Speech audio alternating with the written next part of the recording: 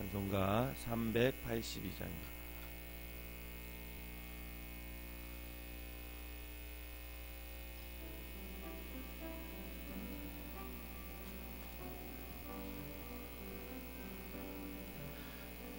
너 근심 걱정 말아라. 주 너를 지키리. 주 날개 밑에 거하라. 주 너를 지키리. 주 너를 지키리. 아무 때나 어디서나 주 너를 지키리. 늘 지켜주시리.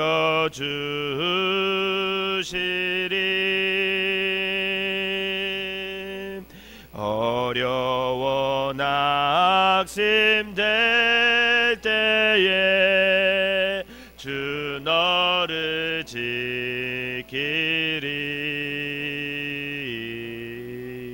위험한 일을 당할 때 주 너를 지키리.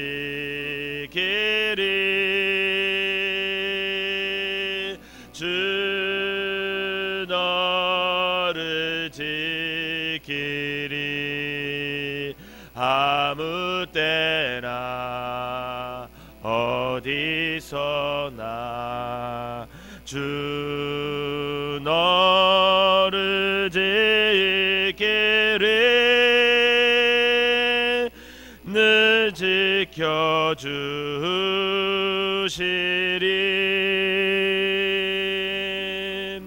너 쓸것 미리 아시고 주 너를 지키리. 구하는 것을 주시며 주 너를 지키리.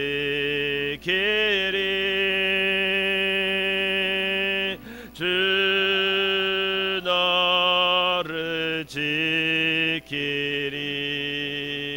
아무 때나 어디서나 주 너를 지키리. 늘 지켜주시리.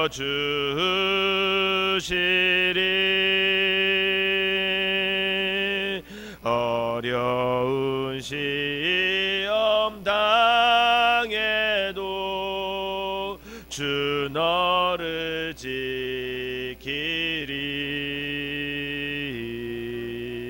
구주의 품에 거하라. 주 너를 지키리.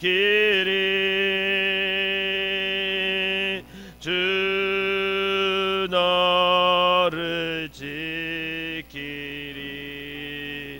아무 때나 어디서나 주 너를 지키리. 늘 지켜주시리.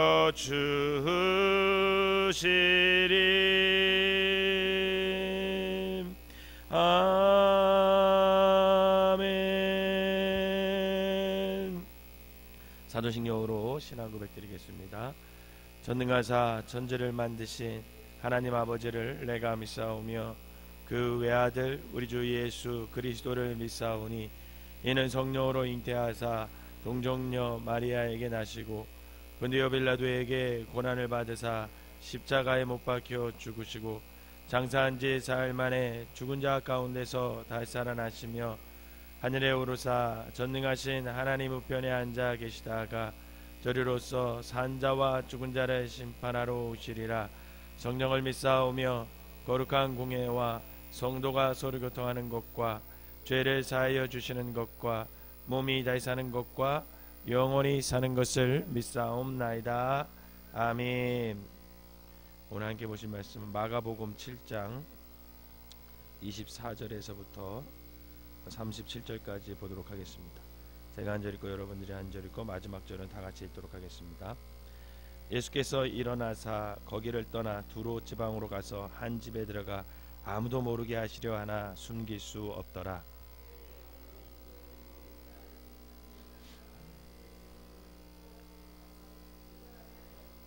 그 여자는 헬라인이요 스로보니게 족속이라. 자기 딸에게서 귀신 쫓아내 주기를 간구하거늘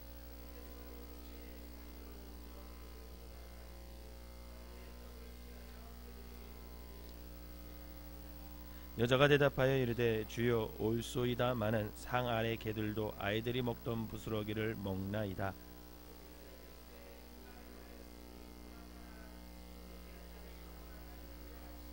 여자가 집에 돌아가 본즉 아이가 침상에 누웠고 귀신이 나갔더라.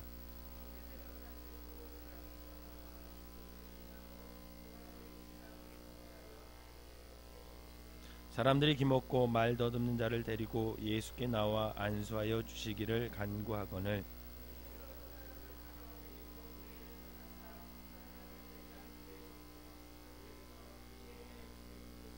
하늘을 우러러 탄식하시며 그에게 이르시되 에바다 하시니 이는 열리라는 뜻이라.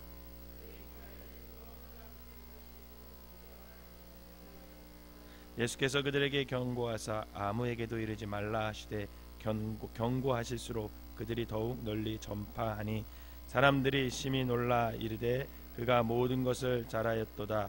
못 듣는 사람도 듣게 하고 말 못하는 사람도 말하게 한다 하니라. 아멘. 오늘 이 시간에는 13여성교회 나오셔서 하나님께 찬양으로 영광 돌리도록 하겠습니다.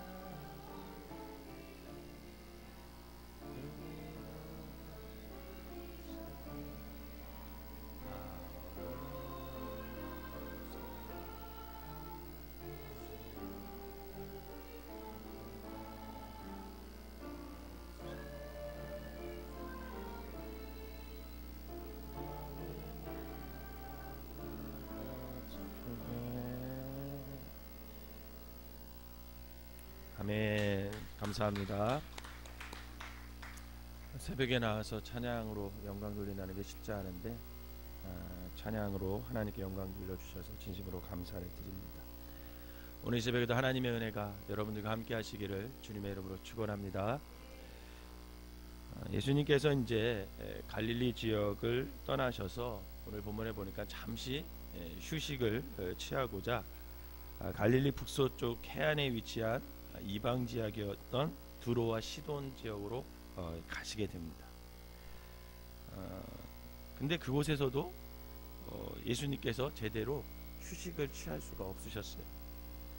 왜냐하면 그만큼 예수님의 명성이 널리 사람들에게 알려졌고 그 이방 지역에까지 예수님의 소문이 알려졌던 거죠. 그래서 오늘 본문에 보니까 이 헬라 스로보니게 출신의 한 이방 여인이 그 더러운 귀신 들린 어린 딸을 치유해달라고 간구하면서 예수님께 찾아옵니다. 그때 예수님께서 평소와는 다르게 평소에는 이제 긍휼히 여기시고 구원을 해주시고 회복시켜주고 귀신을 내쫓아주시고 그랬는데 평소와 다르게 뭐라고 말씀하시냐면 27절을 우리 한번 읽어보도록 하겠습니다. 시작. 예수께서 이르시되 자녀로 먼저 배불리 먹게 할지니 자녀의 떡을 취하여 개들에게 던짐이 마땅치 아니하니라. 아멘. 이렇게 얘기를 합니다.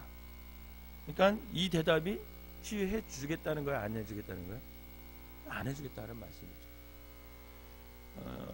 예수님의 이 간단한 비유는 이 식탁의 아이들에게 애완동물보다 먼저 내 아이에게 음식을 먼저 주는 건 당연한 것이다, 이런 식으로 비유를 들어서 얘기한 것입니다. 여기서 보면 우리말로 개로 번역된 헬라어는 키나리온이라는 단어를 써요. 찾아보니까. 근데 키나리온이라는 단어는 큰 개를 말하는 게 아니에요.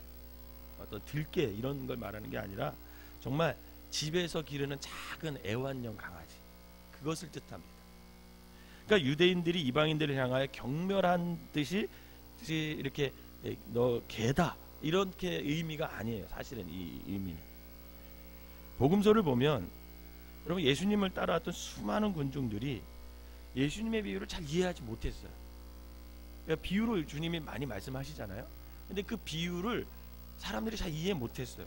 심지어는 제자들도 다 그 비유를 잘 이해하지 못했습니다. 그래서 따로 제자들을 불러서 그 비유에 대해서 풀이해 주시고 그런 모습이 종종 등장합니다.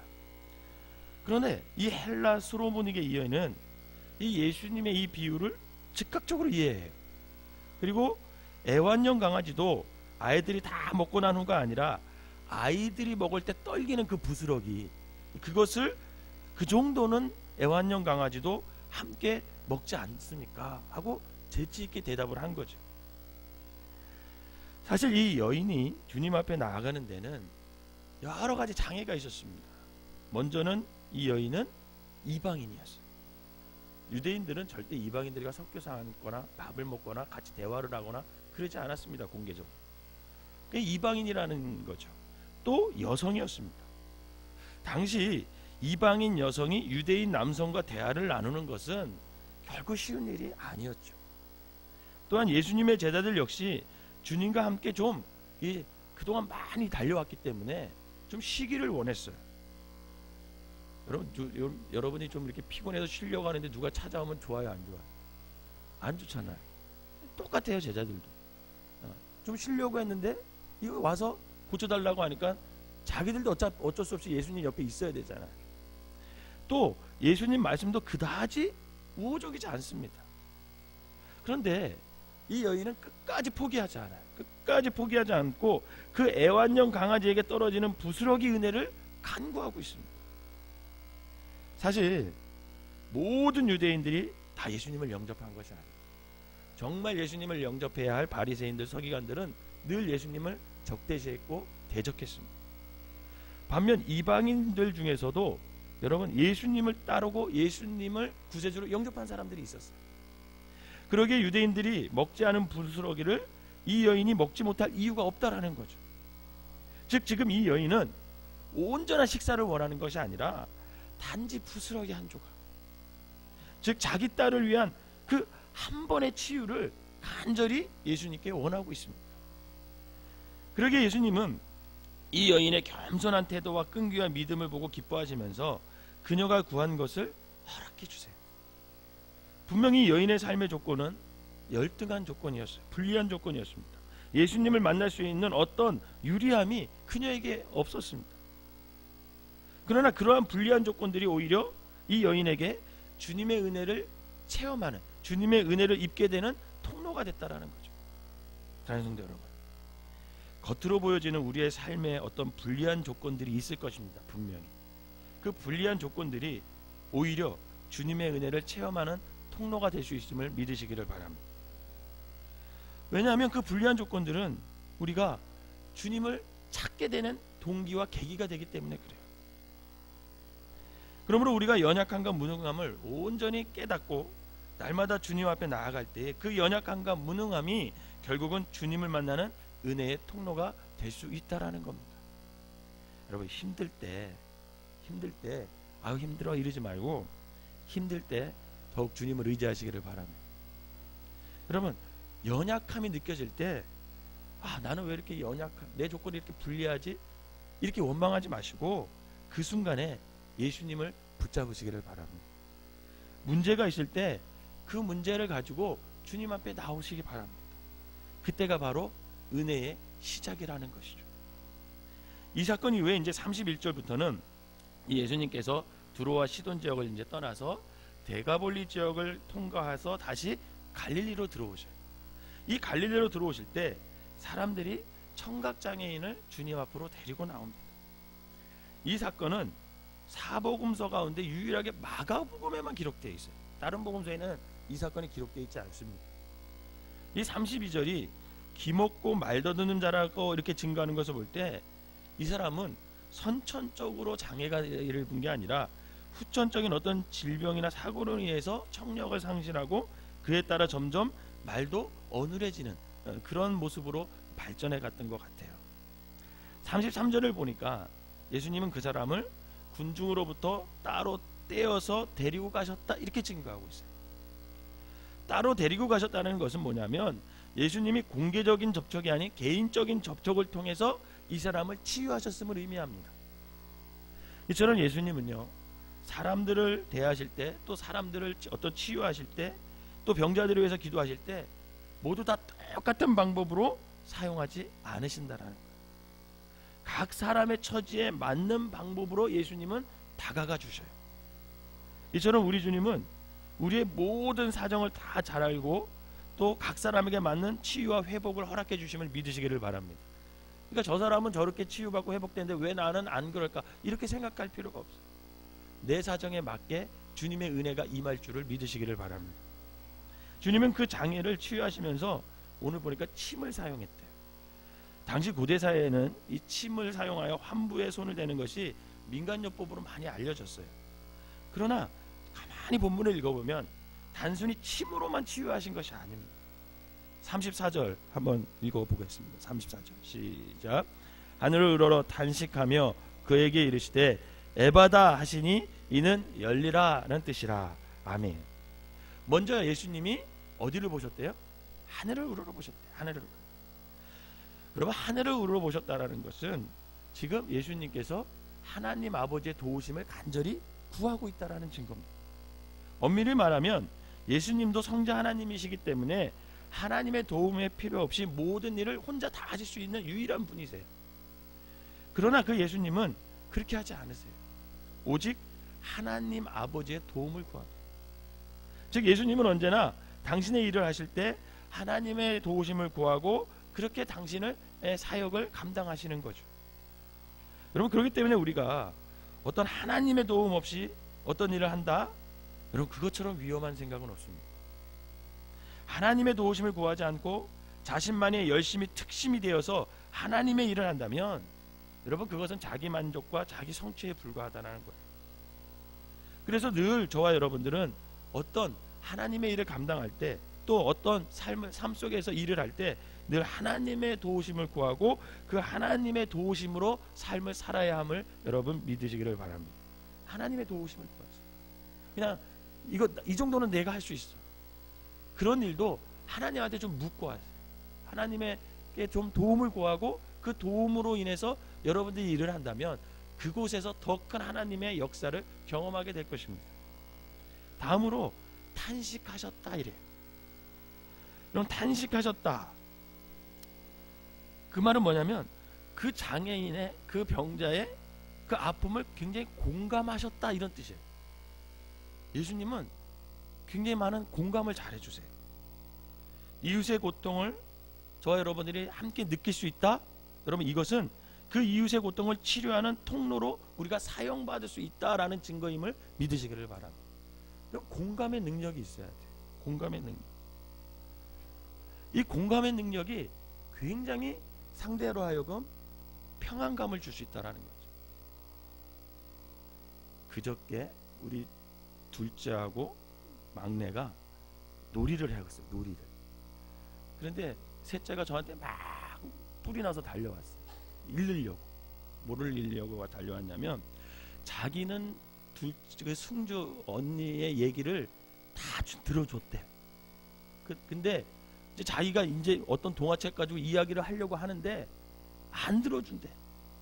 안 들어준대. 그러면서 와가 속상해서 막, 제가 승주를 불러서, 야, 넌 네 얘기는 다 들어줬는데 이 셋째 얘기를, 이 막내 얘기를 안 들어주면, 예준이 얘기를 안 들어주면 얘가 서운할 거니까 좀 들어줘. 그랬더니 흔쾌히 또 알았어 그러고 나오더라고요. 그래서 식탁에 앉고 얘는 소파에 앉아가지고 셋째가 소파에 앉아서 책을 계속 읽어주는데, 승주는 그 얘기를 이렇게 들으면서 자기 일을 해요. 그림 막 그려요. 그러면서 정말 형식적으로, 내가 봐도 얄미롭게 이러면서 계속 그러는 거예요. 제가 옆에서 보는데 한 대 이렇게 톡 때려주고 싶더라고요. 그러니까 그래도 예준이는 계속 그냥 그러니까 계속 얘기를 하는 거죠. 여러분, 공감이라는 것은 시선을 맞추면서 해야 돼요. 진심으로 그 사람의 상처와 아픔을 이렇게 다가가면서 들어줘야 되잖아요. 저는 우리 교회에 많은 분들이 이 공감의 능력이 좀 있었으면 좋겠어요. 특별히 그 50대 권사님들이 이런 마음이 좀 많았으면 좋겠어요. 50대 권사님들이 이런 마음을 가지고 성도들에게 좀 다가갔으면 좋겠다라는 마음이 많이 있어요. 그러면서 제가 기도를 합니다. 늘 우리 50대의 이 권사님들이 이런 따뜻한 공감의 마음을 좀 많이 가져서 많은 사람들에게 그 따뜻한 마음을 좀 주셨으면 좋겠습니다. 하나님, 여러분, 그 공감에서부터 치유가 시작됨을 믿으시기를 바랍니다. 마지막으로 주님은 에바다, 즉 열려라 라는 말씀으로 치유를 하셨다는 거예요. 궁극적으로 침이 아니라 당신의 말씀으로 치유하시는 예수님을 보게 된다는 거죠. 여러분, 말씀의 능력을 믿으시기를 바랍니다. 가만히 보면요, 우리가 의사는 믿으면서요, 그 의사의 손을 잡고 있는 하나님의 손은 믿지 않더라고요. 민간요법은 어디서 그렇게 잘 들어서 와서 그거대로 음식도 해먹고 또 이렇게 약도 줘먹고 막 이러는데, 여러분, 하나님의 말씀은 잘 믿지 않더라고요. 여러분, 말씀이 치유하고 말씀이 능력이 있음을 믿으시기를 바랍니다. 사실 제자들은요, 주님을 따라다니면서도 이 주님이 말씀하시는 비유와 주님의 뜻을 제대로 깨닫지 못했어요. 다 닫혀 있었어요. 그래서 예수님은 늘 다시 설명해 주셔야 했습니다. 즉, 예수님과 함께 있으면서도 이 제자들의 영적인 눈은 보이지 않았고 영적인 귀는 들리지 않았다라는 것을 알 수 있죠. 그런데 오늘 보면 스로보니게 여인이 귀신 들린 딸을 치료하시고 결국 이 청각장애를 치료하시는 예수님을 통해서 마가가 하고 싶은 말이 있었는데, 그거는 뭐냐면, 마가는 예수님이 인간의 정신뿐만 아니라 육체를 치료하시는 완전한 치료자라는 거예요. 그리고 예수님의 참된 제자로서 그의 영의 눈과 귀가 항상 열려 있어야 한다라는 것을 우리에게 말씀해 주고 싶은 거죠. 여러분, 늘 귀를 여시기 바랍니다. 여러분, 늘 우리의 마음을 여세요. 왜? 그래야 주님의 말씀이 들리기 때문에 그래요. 즉, 우리의 육체, 영혼, 다친 눈과 귀를 치유할 수 있는 분이 딱 한 분 계시는데, 그분이 예수님이시라는 거죠. 바라기는 우리의 영과 육신을 모두 회복시키고 우리를 둘러싼 담들과 막힌 그 모든 상황들 속에서도 영적인 귀와 눈을 열어서 에바다의 은혜를 허락해 주시는 그 주님만을 날마다 의지하며 살아가는 저와 여러분 되시기를 주님의 이름으로 축원합니다. 기도하겠습니다. 사랑과 은혜가 충만하신 하나님 아버지, 우리의 영혼과 육체의 완전한 치료자 되시는 예수님께서 우리의 연약함과 나약함을 친히 하시고 탄식하시며 함께 아파하시고 치유해 주시니 진심으로 감사를 드립니다. 그러기에 우리의 영의 눈과 영의 귀가 항상 깨어있게 하시고 우리를 둘러싸고 있는 모든 상황과 환경 속에서 오직 주님 한 분만을 의지하며 의탁하게 하여 주셔서 에바다의 날들을 살아가는 우리 모든 생명나무교회 성도들 되게 하여 주시옵소서. 행여나 이 시간에 아버지 하나님 회복해야 될 것 있습니까? 치유받아야 할 것 있습니까? 하나님 치유하여 주시옵소서. 또 이 시간에 우리의 영의 귀를, 영의 마음을 열어주셔서 또 영적인 눈을 열어주셔서 주님의 음성을 듣고 주님의 역사하심을 볼 수 있는 아버지 귀한 은혜를 허락하여 주시옵소서. 귀한 예물을 드립니다. 주님, 이 예물 받으시고 이 예물에 담긴 그 마음, 아버지 이 예물에 담긴 그 기도 제목들 주님께서 아시오니 응답하여 주시옵소서. 오늘은 성금요일입니다. 주님께서 아버지 하나님 우리가 좀 더 절제하면서 거룩한 하루를 보낼 수 있는 귀한 한 날 되게 하여 주시옵소서. 예수님의 이름으로 기도하옵나이다. 아멘.